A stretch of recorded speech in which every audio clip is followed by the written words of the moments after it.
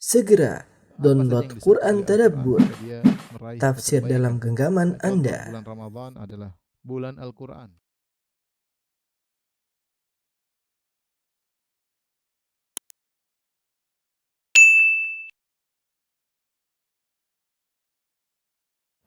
Bismillahirrahmanirrahim. Assalamualaikum warahmatullahi wabarakatuh. Alhamdulillahi ala ihsani wa syukru lahu ala taufiqihi wa amtinani wa asyhadu an la ilaha illallah wahdahu la syarika lahu ta'ziman li sya'ni wa asyhadu anna Muhammadan abduhu wa rasuluhu da'ila ridwani. Allahumma salli alaihi wa ala alihi wa ashabihi wa ikhwani. Hadirin dan hadirat, para pemirsa yang dirahmati oleh Allah Subhanahu wa taala. Kita melanjutkan bahasan kita dari Kitab Tauhid dan sekarang kita masuk pada Maja'a fit Tanjim, yaitu tentang ilmu perbintangan. Ketika Syekh Muhammad Abdul Wahab menyebutkan Maja'a fit Tanjim tentang ilmu perbintangan, mengisyaratkan bahwasanya hukumnya ada perincian. Artinya ada ilmu perbintangan yang diperbolehkan dan ada ilmu perbintangan yang tidak diperbolehkan, ya. Sebagaimana akan datang perinciannya. Kemudian Imam Muhammad bin Abdul Wahab rahimahullahu taala membawakan sebuah hadis yang diriwayatkan Imam Bukhari atau sebuah athar dari Qatadah Ibnu Di'amah As-Sadusi, seorang tabi'in rahimahullah. Ia berkata, "Khalaqallahu hadhihi an-nujuma li thalath." Sungguhnya Allah menciptakan bintang itu karena 3 perkara. Yaitu pertama, zinatan lis-sama, dalam rangka untuk penghias langit, ya, menjadi indah. Yang kedua, urujuman lisyayatin, dalam rangka untuk melempar syaitan-syaitan. Yang ketiga, wa alamatin yuhtada biha, yaitu sebagai tanda untuk memberi petunjuk dalam perjalanan, ya, ketika di malam hari. Faman ta'awwala fiha ghairu dzalika akhta'a. Siapa yang menafsirkan atau berpendapat bintang bisa digunakan untuk selain daripada 3 perkara ini, maka dia telah bersalah. Dia telah keliru. Wa dha'a nasibahu wa takallafa ma la ilma lahu bihi. Maka dia akan menyia-nyiakan usahanya dan dia telah membebani dirinya dengan hal yang di luar batas pengetahuannya. Itu tidak ada ilmu tentangnya. Dan terkait hukum mempelajari tata letak peredaran bulan, menurut Qatadah hukumnya makruh. Ibnu Uyainah tidak membolehkannya seperti yang dinukilkan oleh Harb dari mereka berdua. Akan tapi Imam Ahmad dan Ishaq bin Rahuya atau Rahawai memberikan rukhsah terkait hal tersebut. Ini beliau kemudian menyebutkan khilaf tentang pendapat ulama mempelajari ilmu perbintangan. Sebagian ulama memandang hukumnya makruh dalam rangka untuk menutup celah-celah yang bisa mengantarkan kepada kesyirikan, dan sebagian ulama mengatakan hukumnya boleh jika digunakan pada hal yang bermanfaat. Abu Musa Al-Asy'ari radhiyallahu anhu menuturkan, kemudian beliau membawakan sebuah hadis dari Abu Musa Al-Asy'ari dari Rasulullah sallallahu alaihi wasallam. Beliau bersabda, "Thalathatun la yadkhuluna al-jannah." 3 orang yang tidak masuk surga. Mudminul khamar, yaitu seorang yang pecandu khamar. Yang kedua, qati'ur rahim, yaitu orang yang memutuskan silaturahmi. Dan yang ketiga, musaddiqun bis-sihr, yaitu yang mempercayai sihir. Hadis riwayat Ahmad dan Ibnu Hibban dalam sahihnya. Hadis ini dibawakan pada masalah mempercayai ilmu nujum yang terkait dengan ramalan akan masa depan, maka dimasukkan dalam ilmu sihir, ya, karena di antara ilmu sihir adalah ilmu perbintangan, ya. Sebagian dalam hadis kata Nabi sallallahu alaihi wasallam, "Man iktabasa ilman minan nujum qad iktabasa syu'batan minas sihr." Siapa yang mengambil sebagian ilmu perbintangan yang terkait dengan kejadian-kejadian alam, maka dia telah mengambil sebagian dari ilmu sihir. Zada ma zada, semakin dia belajar ilmu perbintangan untuk meramal masa depan, maka semakin bertambah sihir yang dia pelajari. Ini ikhwan dan akhwat yang dirahmati Allah Subhanahu wa taala, maka kita akan jelaskan tentang ilmu perbintangan, ya, ilmu nujum. Ilmu perbintangan, ya, ada 2 fungsi, 2 penggunaan, ya. Ya, yang diperbolehkan yang dilarang sama yang diperbolehkan.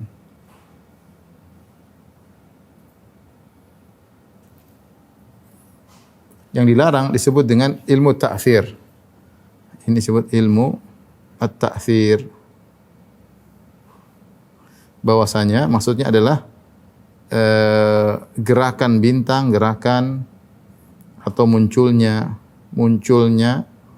atau bentuknya, bentuk bintang yang muncul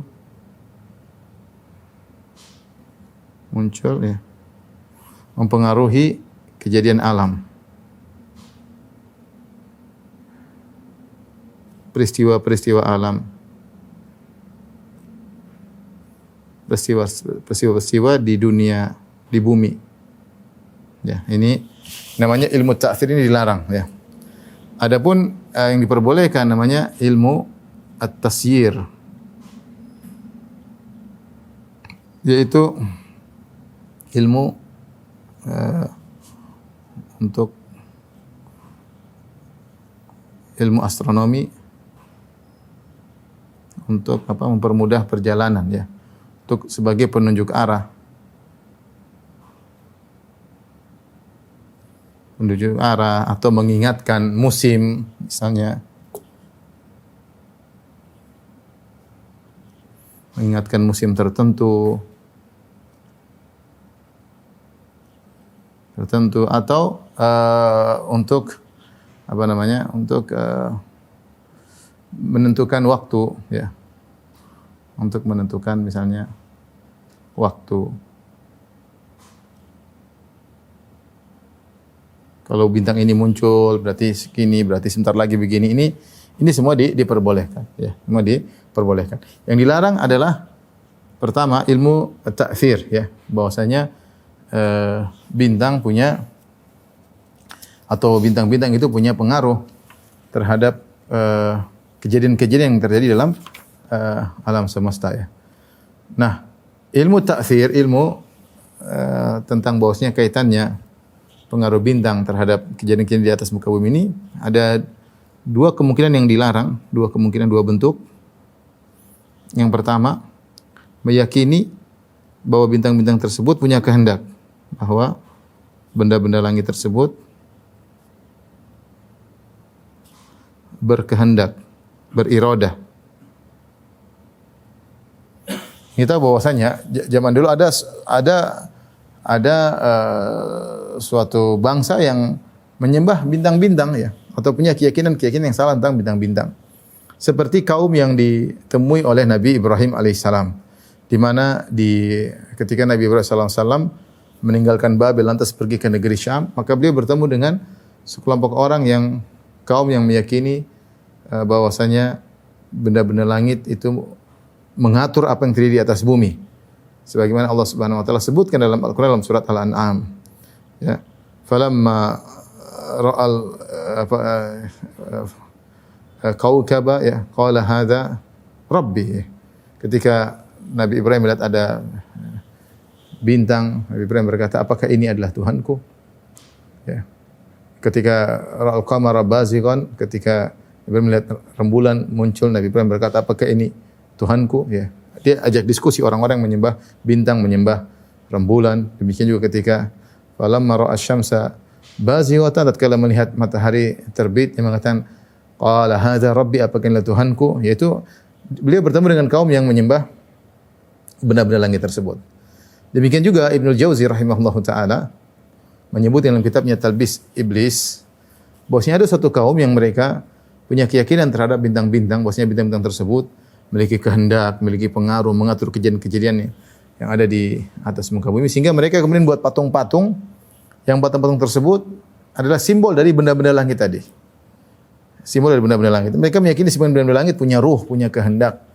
Punya ruh, punya kehendak.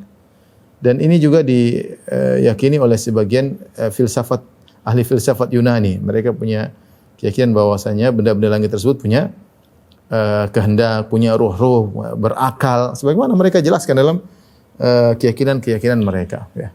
Jadi penyimpangan dalam masalah bintang ini banyak dari kaum-kaum terdahulu. Ya, saya ulang, dari kaum yang ditemui oleh Nabi Ibrahim yang menyembah rembulan, matahari, bintang.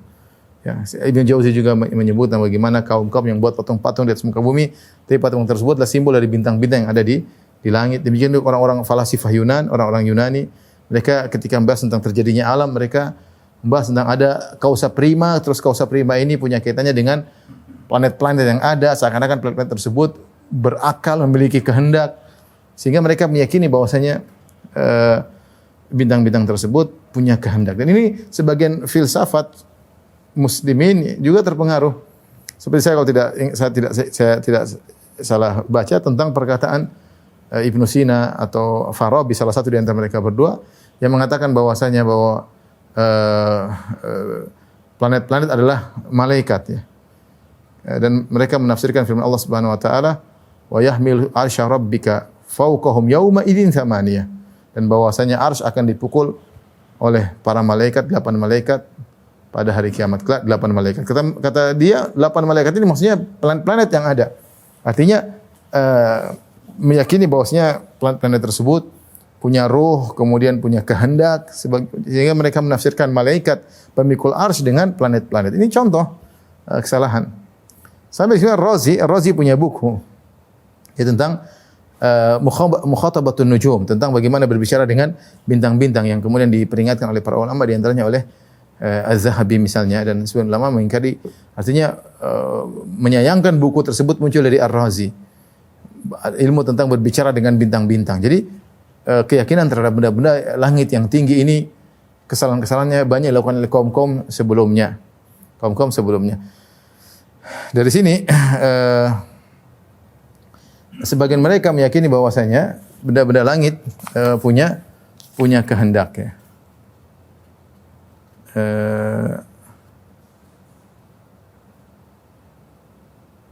Dan akhirnya ketika benda-benda langit terus punya kehendak, makanya sehingga mempengaruhi peristiwa-peristiwa alam. Yang kedua tentunya kesalahan yang salah adalah menyembah benda-benda langit tersebut.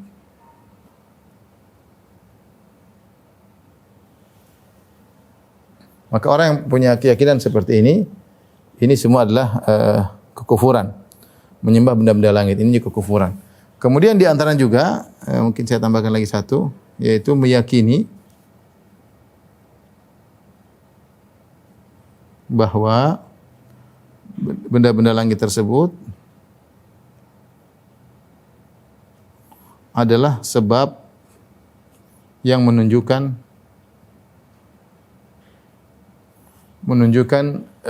kejadian-kejadian di masa depan. Nah, ini juga kekufuran.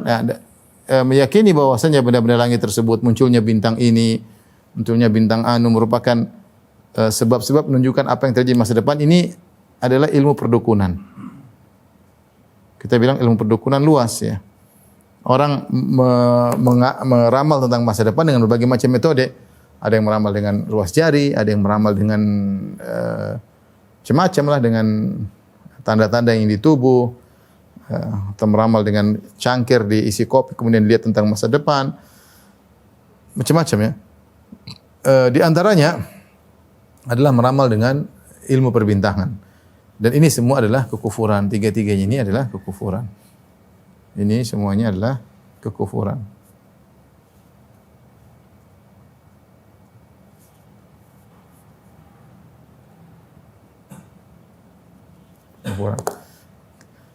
Adapun kita bantahan terhadap ini semua, ya. Kita katakan bahwasanya benda-benda langit tersebut tidak memiliki kehendak sama sekali. Mereka hanyalah makhluk yang di bawah, yang tunduk kepada kehendak Allah Subhanahu wa taala. Allah sebutkan wasyamsa wal qamara wan nujuma musakhkharatin bi amrih. Kata Allah, matahari, bulan dan bintang-bintang tunduk kepada aturannya. Ya, mereka tidak punya kehendak sama sekali dan mereka tunduk kepada aturan Allah. Bahkan Allah mengatakan wa kullun fi falaki yasbahun. Masing-masing dari benda-benda langit tersebut berjalan di orbitnya, di garis edarnya. Tidak ada yang keluar dari garis edarnya. Rembulan pada edarnya, matahari pada edarnya, bintang-bintang semua pada edarnya. Ya. Ya, dan di antara dalil bahwasanya mereka tidak punya berkehendak benda-benda langit ini, ya, bahwasanya mereka munculannya selalu dengan tahapan tertentu, dengan periodik tertentu, ya. Matahari dengan aturannya, rembulan dengan aturannya. Karena Allah sengaja menjadikan benda-benda langit tersebut muncul atau bergerak dengan periodik tertentu dalam rangka agar manusia bisa menghitung waktu, bisa menghitung hari, menghitung bulan, menghitung tahun. Allah mengatakan li ta'lamu wa li ta'lamu adada sinina wal hisab. Agar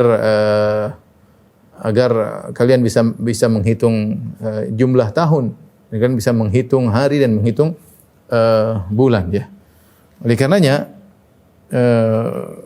ini semua bukti bahwasanya benda-benda langit tersebut tidak punya kehendak, ya. Kalau dia punya kehendak, dia bisa terkadang terbit terlambat, mungkin cahayanya diredupkan sedikit, kadang diterangin, tapi tidak ada, matahari konstan seperti dari dulu, jutaan tahun begitu-begitu saja. Ada jadwal terbitnya, jadwal terbenamnya, jadwal terbit, jadwal terbenamnya. Tidak pernah berubah, tidak pernah kadang-kadang kecepatan, tidak pernah kadang-kadang terlambat. Rembulan pun demikian, ya, selalu terikat dengan periodik yang sudah ditentukan oleh Allah Subhanahu wa taala. Karena Allah ketika membuat periodik tadi ada tujuannya. Kalau setiap benda bergerak tidak di luar orbitnya, tidak sesuai dengan periodiknya, maka manusia tidak akan bisa menghitung hari, menghitung bulan, menghitung tahun, ya. Maka orang-orang meyakini bahwasanya benda-benda langit punya kehendak dan kehendak tersebut dituangkan dengan mengatur alam semesta, maka ini kekufuran. Ini syirik dalam tauhid rububiyah. Ini syirik dalam tauhid rububiyah. Nah, kalau menyembah benda-benda langit tersebut, maka itu syirik dalam tauhid al-uluhiyah, ya. Mungkin kalau kita rincikan, ya, meyakini punya kehendak sehingga menghadiri istiwa alam, ini syirik dalam rububiyah, syirik tauhid rububiyah terhadap tauhid rububiyah. Kalau ini menyembah seperti kaum Ibrahim, syirik dalam uluhiyah.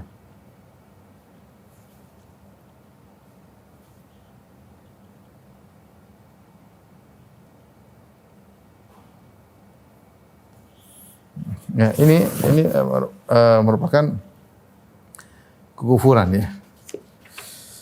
Demikian juga kalau meyakini bahwasanya benda-benda langit tersebut munculnya menunjukkan kejadian masa depan. Ini berarti ilmu perpedukunan terkait dengan ilmu gaib.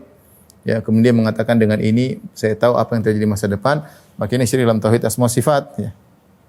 Ini pas syirik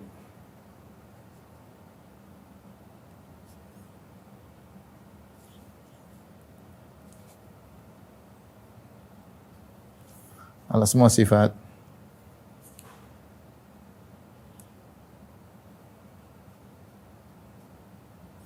Karena tidak ada yang mengetahui ilmu gaib kecuali Allah Subhanahu wa taala, kecuali Allah Subhanahu wa taala. Ini di antara model-model ilmu yang dilarang, ya. Dan kita tahu bahwasanya Allah melarang orang-orang yang menyembah benda-benda langit, ya. Kata Allah, la tasjudu lisyamsi wala lilqamar wasjudul ladzi khalaqahunna. Kata Allah, janganlah kalian sujud kepada matahari dan janganlah kalian sujud kepada rembulan. Dan matahari dan rembulan termasuk benda-benda langit yang kelihatan besar di alam semesta. Dari bumi kita lihat mereka sangat besar jika dibandingkan dengan bintang-bintang. Itu pun dilarang untuk disembah, ya. Disembah, ya. Dan Allah mengatakan, alam tara anna Allaha yasjudu lahu man fis samawati man fil ard. Tidakkah kalian melihat bagaimana semua yang di langit dan di bumi semua sujud kepada Allah. Wasyamsu wal qamar, matahari, rembulan, wan nujumu, bintang-bintang juga sujud kepada Allah. Wal jibal, gunung-gunung, wasyajaru, pohon-pohon, wad dawab, kemudian juga hewan-hewan, ya. Semua sujud kepada Allah Subhanahu wa taala. Maka benda-benda langit tidak pantas untuk disujudi. Oleh karenanya ketika terjadi gerhana terkait dengan lahirnya putranya Ibrahim, putranya Nabi sallallahu alaihi wasallam itu Ibrahim, maka Rasulullah SAW tidak mau mengkaitkan hal itu dengan lahirnya sesuatu atau wafatnya sesuatu. Nabi sallallahu alaihi wasallam mengatakan bahwasanya asy-syamsu wal qamar ayatan min ayatillah, ya, ayatani min ayatillah. Ya, bahwasanya matahari, rembulan, terjadinya gerhana antara gerhana matahari rembulan adalah tanda-tanda kebesaran Allah. Artinya untuk menunjukkan bahwasanya matahari rembulan ini suatu saat Allah bisa tutup ketika hari kiamat kelak. Tidak ada kaitannya dengan lahirnya seorang atau wafatnya seorang. Ya, peristiwa ini tidak menunjukkan terjadinya sesuatu apa-apa di alam semesta ya. Siapa yang meyakini bahwasanya muncul begini berarti begini, maka itu adalah kesyirikan. Taib. Ini yang pertama. Yang kedua, ilmu yang diperbolehkan yang disebut dengan ilmu tasyir. Dan kita sebutkan tadi ilmu astronomi ini ada beberapa fungsi. Pertama, misalnya sebagai penunjuk arah. Atau misalnya dua, mengingatkan musim tertentu. Atau untuk menentukan waktu tertentu. Ini tidak jadi masalah. Ini memang Allah maksudkan dengan adanya benda-benda langit tersebut dalam rangka diciptakan untuk membantu manusia. Lita'lamu adada sinina wal hisab, agar kalian bisa menghitung jumlah tahun dan kalian bisa menghitung hari dan menghitung bulan. Jadi subhanallah, Allah menciptakan gerakan-gerakan matahari, rembulan semua demi kemaslahatan manusia. Lantas manusia tersebut menyembah, ini salah. Ini dibuat untuk kalian wahai manusia. Agar kalian bisa menghitung hari, agar kalian di pagi hari bisa mendapatkan cahaya yang cukup, teriknya matahari, panasnya matahari, ya, ini bermanfaat bagi kalian. Rembulan di malam hari Allah munculkan, wal qamara nura, dalam bentuk cahaya, membantu kalian. Bintang-bintang Allah munculkan. Itu adalah untuk kepentingan manusia yang mereka diperintahkan untuk beribadah kepada Allah Subhanahu wa taala. Jadi itu benda-benda langit ditundukkan oleh Allah untuk kepentingan manusia, bukan untuk malah diibadahi oleh manusia. Ya, bukan malah untuk diibadahi manusia. Maka kadang manusia terkadang akal enggak jalan ya. Seperti Allah menciptakan misalnya sapi untuk dimanfaatkan, entah ditunggangi atau disembelih untuk dimakan dagingnya atau diperah susunya, ini malah disembah. Aneh. Allah ciptakan ini untuk melayani kamu, malah kamu menyembahnya. Ya. Allah berfirman, "Huwallazi ja'ala asy-syamsa dhiya'an." Dialah Allah yang telah menjadikan matahari bersinar. Wal qamara nura, dan Allah menjadikan matahari bercahaya. Wa qaddarahu manazil, dan Allah menjadikan rembulan bermanzilah-manzilah, ya, posisi-posisinya ada. Ya, dan ini dipelajari dalam ilmu astronomi. Buat apa? Lita'lamu adada sinina wal hisab, agar kalian bisa mengetahui jumlah tahun wal hisab, dan bagaimana menghisab hari atau bulan. Ya. Ma khalaqallahu dzalika illa bil haqq. Allah tidak menciptakan itu semua kecuali dengan benar, yaitu Allah punya tujuan menciptakan semua dengan aturan-aturannya, ya. Yufassilul ayati liqaumin ya'lamun. Allah merinci ayat-ayatnya agar kalian menyadari, mengetahui, ya. Demikian Allah Subhanahu wa taala berfirman, ya. Wal qamara qaddarnahu manazila hatta 'ada kal urjunil qadim. Dan telah kami tetapkan tempat peredaran bagi bulan. Ya, manazil, peredaran bulan begini muncul begini, sehingga setelah sampai ke tempat peredaran yang terakhir kembali lihat seperti bentuk tandan yang tua. Jadi dia punya periodik, nanti kembali lagi pada bentuk pertama. Ya, ini semua ada manfaatnya agar bisa menghitung waktu, bisa menghitung tahun, bisa menghitung bulan, ya. Demikian juga di antaranya fungsi dari benda-benda langit adalah misalnya bintang-bintang adalah untuk memberi petunjuk jalan. Kata Allah Subhanahu wa taala, wa alamat, dan Allah menciptakan tanda-tanda penunjuk jalan. Wa bin najmi hum yahtadun, dan dengan bintang-bintang mereka mendapat petunjuk. Ketika seorang di tengah lautan, di dalam gelap malam, mereka bisa tahu arahnya. Oh, dengan melihat bintang, posisi bintang, oh bintang itu di sini. Mereka tahu di mana arah kiblat dengan melihat posisi bintang, ya. Dan ini menunjukkan bahwasanya benda-benda tersebut atau benda-benda langit tersebut berjalan sesuai dengan garis orbitnya dan periodik tertentu. Al-Kharrashi Al-Maliki berkata tentang khilaf di kalangan para ulama, bolehkah seorang belajar ilmu astronomi atau tidak? Wala yanzuru fi ilmin nujum wa hal al-ma'nu man'u tahrimin aw man'u karahatin illa fi syai'ain. Jadi boleh, kata beliau, belajar ilmu astronomi boleh dalam dua perkara. Fa inna an-nazar fihi lahuma mustahabbun li wurudi syara' bihi ahaduhuma ma yustadallu bihi ala ma'rifati samtil qiblah. Bahkan belajar ilmu astronomi dianjurkan karena kepentingan syariat. Di antaranya mempelajari ilmu astronomi untuk mengetahui di mana arah kiblat.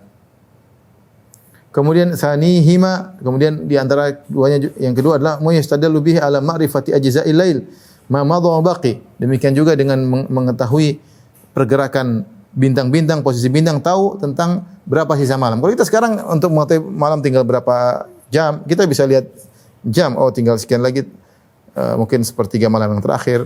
Orang-orang dulu kan nggak ada jam, sehingga mereka melihat dengan gerakan bintang. Oh, kalau bintang sudah sini, rembulan sudah di sini, ini berarti tinggal sepertiga malam terakhir atau sudah masuk tengah malam. Kaitannya dengan ibadah ya, kaitannya dengan ibadah. Ini boleh ya. Wa yabqi qismun salis jaiz, ada juga yang ketiga yang boleh, wa huwa nazar fi ma yuhtada bihi fis sair, yaitu melihat bintang dalam rangka untuk arah perjalanan. Sini jadi Al-Kharashi menyebutkan 3 manfaat. Pertama untuk mengetahui arah kiblat. Yang kedua untuk mengetahui kapan malam sudah berapa lama lewat, sisa berapa lagi malam, dan ini untuk ibadah. Yang ketiga untuk penunjuk jalan ya. Ini meningkat musim. Jadi kita tambah lagi yang keempat, di antaranya adalah misalnya tadi untuk menentukan waktu ya, untuk mengetahui kadar malam yang sudah lewat dan yang tersisa. Ini untuk ibadah tentunya ya. Ini yang keempat. Ini semua manfaat diperbolehkan. Ini semua manfaat diperbolehkan ya. Inilah yang Allah sebutkan di antara fungsi bintang ya. Allah Subhanahu sebutkan yang disinggung oleh Qatadah ya. Di mana Imam Bukhari meriwayatkan dalam kitab sahihnya dari Qatadah bin Di'amah As-Sadusi, ia berkata, "Khalaqallahu hadhin nujuma li thalath." Sungguhnya Allah menciptakan bintang-bintang itu untuk 3 manfaat. Pertama, zinatan lis sama, untuk menghiasi langit. Ya, Allah sebutkan. Yang kedua, rujuman lisyayatin, untuk melempar setan yang mencoba mencari berita. Dan yang ketiga, wa alamatin yuhtada biha, untuk sebagai penunjuk jalan. Ini 3 fungsi yang Allah sebutkan. Di antaranya salah satu fungsi ini yang kita sebutkan dalam poin ini ya. Ini 3 fungsi bintang ya. 3 fungsi bintang. Baik, adapun fungsi pertama bahwasanya untuk menghiasi langit ya. Allah mengatakan wala qad zayyana as-samaa ad-dunya bimasabih. Sungguh kami telah menghiasi langit dunia dengan bintang-bintang, subhanallah. Makanya di antara, saya pernah sampaikan, di antara dalil bahwasanya Tuhan itu ada, bahwasanya Tuhan menciptakan sesuatu bukan cuma sekedar mencipta, bahkan Tuhan menciptakan keindahan dalam ciptaannya ya. Tuhan menciptakan lautan dengan keindahannya. Allah menciptakan langit dengan pelanginya, dengan keindahan bintang-bintangnya ya. Kalau semua terjadi dengan sendirinya, maka tidak ada sisi keindahan. Yang penting sudah kadar terjadi. Kalau sebagian perkataan orang ateis semua terjadi dengan sendirinya, maka tidak perlu ada kadar lebih berupa keindahan. Ya. Hanya sekedar tumbuhan secukupnya, tapi ternyata Allah ciptakan mawar dengan berbagai macam warnanya, Allah ciptakan hewan dengan berbagai macam keindahannya. Menunjukkan bahwasanya ada Tuhan, karena Tuhan tidak sekedar mencipta, tapi Dia menciptakan, di balik ciptaannya ada keindahan. Di antaranya contohnya Allah menciptakan langit. Ketika Allah menciptakan langit, bukan sekedar langit saja yang penting tutup bumi selesai, enggak. Allah hiasi langit tersebut dengan bintang-bintang, sehingga langit begitu indah dengan bintang-bintangnya ya. Ini fungsi pertama untuk menghiasi langit. Fungsi yang kedua adalah untuk melempar syaitan yang ingin mencuri berita.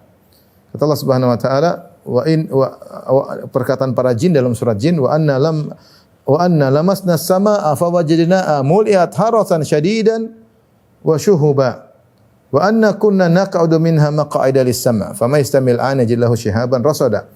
Jin-jin bercerita, kami dahulu mencoba untuk mengetahui rahasia langit. Namun sekarang kami dapati langit sudah dijaga dengan penjagaan malaikat yang kuat, dan juga ada lemparan bintang, lemparan api dari bintang-bintang yang ada. Wa anna kunna naq'udu minha maq'id. Dulu kami punya pos-pos di langit untuk mencuri berita langit. Fama yastami'il ana. Siapa yang coba-coba untuk mendengar sekarang, yajidillahu shihabar rasada, maka dia akan mendapati panah-panah api yang mengintai untuk membakarnya. Itu maksudnya ada percikan bintang yang kemudian menyambar langit tersebut. Jadi bintang untuk melempar syaitan bukan meteor, jangan salah paham ya, tapi percikan bintang. Jadi bintang kemudian ada percikan untuk melempar jin-jin tersebut yang mencoba mencuri berita ya. Dan ini perkara gaib tapi Allah kabarkan demikian. Di antara fungsi bintang adalah untuk menjaga langit karena ketika Allah menyampaikan beberapa atau menyampaikan sebagian masa depan tentang berita masa depan kepada para malaikat, maka para malaikat berbicara tentang berita masa depan tersebut. Nah, setan-setan ini ingin mencuri berita. Curi berita di langit, kemudian mendengar, karena dia ingin melaporkan kepada teman-temannya di kalangan manusia. Karena setan itu gila hormat, kalau sudah sampaikan kepada teman-temannya di kalangan manusia, di kalangan para dukun, tukang sihir, maka dia akan dihormati. Setan tersebut akan diberikan sajen, para dukun akan tunduk kepada perintahnya, ya, dan dukun mendapatkan manfaat, dan setan pun dapat manfaat dengan disembah atau dihormati. Namun sekarang banyak penjagaan, sehingga sekarang hampir-hampir tidak ada ramalan yang tepat. Saya sudah hidup sejak saya lahir sampai sekarang. Saya tidak ada lihat ada dukun yang jago ngeramal pasti tepat. Seukuran sekarang ini tidak ada internasional dukun yang ramal selalu tepat, enggak ada. Cuma ngeramal-ngeramal doang. Kadang benar, seringnya salah. Tapi yang punya teman setan benar-benar kalau ngeramal selalu tepat sudah enggak ada lagi zaman sekarang. Kenapa? Karena penjagaan yang ketat. Kemudian yang ketiga, di antara fungsi bintang adalah sebagai tanda-tanda suatu arah atau musim, ya. Allah berfirman, "Wa huwal ladzi ja'ala lakumun nujuma litahtadu biha fi dhulumatil barri wal bahr." Dialah Allah yang telah menjadikan bagi kalian bintang-bintang, litahtadu biha, agar kalian bisa mendapat petunjuk di tengah kegelapan malam dengan bintang-bintang tersebut, baik di daratan maupun di lautan, ya. Para nelayan yang berlabuh di tengah lautan, mereka butuh lihat bintang sehingga mereka tahu arah mereka, jangan sampai mereka salah berlayar, terdampar, ya. Dalam ayat yang lain, wa alamatin wa bin najmi hum yahtadun, dan tanda-tanda yang Allah berikan di atas muka bumi, dan dengan bintang-bintang mereka menjadikannya sebagai petunjuk.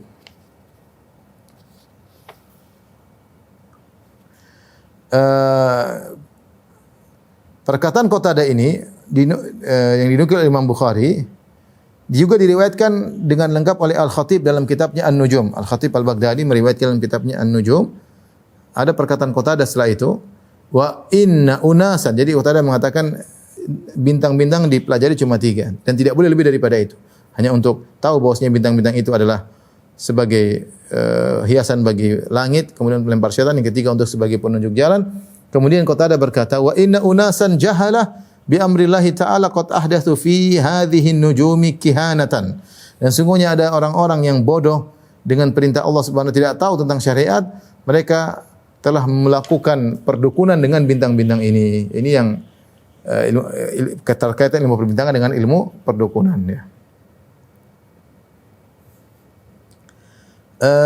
Kemudian tadi kita sudah nukilkan Syekh Abdul Wahab berkata terkait hukum pelajari tata letak peredaran bulan, itu ilmu astronomi. Menurut Qatadah hukumnya makruh. Qatadah bin Amir Sadusi menganggap hukumnya makruh karena khawatir membuka celah-celah untuk orang memanfaatkan ilmu astronomi untuk perdukunan dan yang lainnya.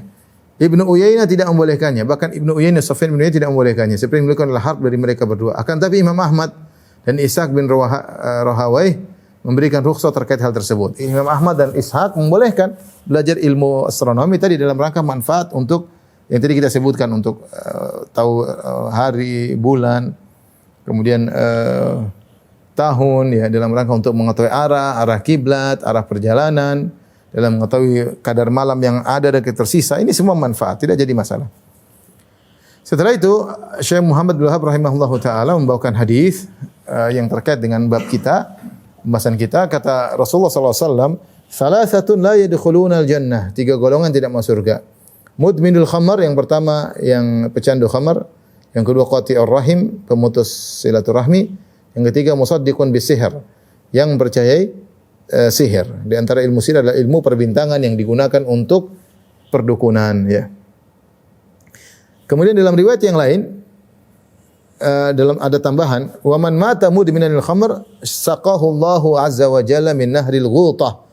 Barang siapa yang mati dalam keadaan kecanduan khamr, minum khamr kemudian mati, waliyadzubillah, maka Allah azza wa jalla akan berikan kepada dia minuman dari sungai Ghutah. Para sahabat bertanya, apa itu sungai Ghutah? Rasulullah SAW mengatakan, nahrun yajri min furujil mumisat, yaitu sungai yang mengalir dari sumber airnya adalah dari kemaluan para pezina. Yu'dhi ahlan nari rihu furujihim, sungguhnya bau busuk yang keluar dari kelamin-kelamin mereka mengganggu penghuni neraka. Itu busuknya. Apalagi diminum, ya. Bayangkan cairan keluar dari kemaluan para wanita pezina sampai menjadi sungai. Baunya saja tidak enak, apalagi kemudian diminum. Nah, orang-orang yang minum khamar kemudian meninggal dunia dalam kondisi minum khamar, tidak sempat bertobat, maka akan disiksa di neraka dengan minum air yang busuk yang berasal dari kemaluan-kemaluan wanita para pezina yang disiksa di neraka Jahannam. Kemudian qati ar-rahim, ya. Kita bahwasanya dosa yang kedua, dosa memutuskan silaturahmi. Ini dosa yang besar. Rasulullah SAW mengatakan la yadkhul jannata qati'. Sungguhnya tidak masuk surga orang yang memutuskan silaturahmi. Ya, maka seorang waspada jangan sampai dia punya masalah dengan kerabatnya sehingga dia memutuskan silaturahmi. Dan seorang bersabar ketika dalam menjalankan interaksinya dengan keluarganya, namanya kerabat kadang melakukan hal yang tidak kita sukai, kita bersabar. Kita bersabar. Dalam kesabaran kita dapat pahala karena kita berusaha menjaga silaturahmi. Mungkin dia menyakiti, kita maafkan. Mungkin dia menjelek-jelekan kita sabar. Sabar. Kita tetap berusaha menyambung silaturahmi. Karena orang yang memutuskan silaturahmi, maka dosa besar dan diancam tidak masuk surga. Dan yang ketiga, yang terkait dengan bab ini, yaitu yang tidak masuk surga, musaddiqun bisihir, yang membenarkan sihir. Yang dimaksud dengan sihir di sini diantaranya adalah mempelajari ilmu nujum, ilmu astronomi untuk perdukunan. Dan Rasulullah SAW bersabda, "Man iktabasa ilman minan nujum." Siapa yang belajar sebagian ilmu astronomi untuk perdukunan, iktabasa syu'batan minas sihir, maka dia telah mempelajari sebagian dari ilmu sihir. Zada ma zada. Semakin dia banyak mempelajari ilmu perbintangan untuk meramal, maka semakin bertambah dia pelajari ilmu sihirnya dan semakin dia terjerumus dalam kesyirikan. Semakin dia terjerumus dalam kesyirikan. Inilah ikhwan dan akhwat yang dirahmati Allah Subhanahu wa taala tentang haramnya atau tentang ilmu perbintangan, bahwasanya yang pelajari ilmu perbintangan ada yang dibolehkan dan ada yang tidak diperbolehkan. Dan sungguhnya kejadian-kejadian yang ada di langit sana tidak akan pengaruhi kejadian-kejadian di dunia ini. Karena benda-benda langit tersebut tidak memiliki kehendak, mereka hanya berjalan dengan periodik dan aturan yang telah Allah tentukan. Dan bagaimana mau kita kaitkan dengan kejadian alam? Kejadian alam ini sangat banyak dan sangat kompleks. Setiap detik aja banyak kejadian di sini. Setiap menit banyak, ada perampokan, ada yang lahir, ada yang mati, ada yang makan, ada yang minum, ada yang kecelakaan. Setiap menit di dunia ini banyak sekali kejadian. Sementara perubahan kejadian langit tidak begitu. Ya. Artinya kalau mau dibandingkan bahwasanya setiap kejadian di bumi terkait dengan kejadian langit, maka tidak imbang karena kejadian langit terbatas dan konstan itu aja. Kejadian bumi variasi, bervariasi dan berbagai macam dan bisa berubah setiap menit dan tidak ada periodiknya. Begini besok begini lain, tahun depan lagi begini berubah-ubah. Maka tunggu bodoh orang yang mengatakan bahwasanya kejadian-kejadian di langit mempengaruhi kejadian-kejadian di atas muka bumi. Wallahu ta'ala alam bisawab. Demikian saja. Wabillahi taufiq wal hidayah. Assalamualaikum warahmatullahi wabarakatuh.